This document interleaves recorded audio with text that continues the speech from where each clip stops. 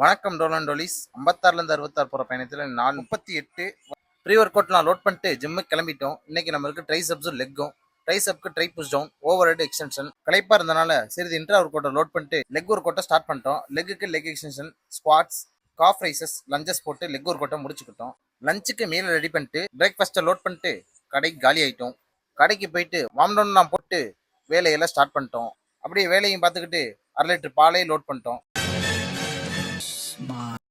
இன்னைக்கு நம்ம தான் டீ வாங்கணும். டீக்கு சைடிஷா ஸ்நாக்ஸ் வாங்க போனா கடையை காணோம். கடையை லாரி வச்சு பூட்டி வச்சிருக்காங்க, எதுக்குன்னே தெரியல. ஆனந்தே விட்டு போயிருக்கு, காதே கேட்க முடியுது.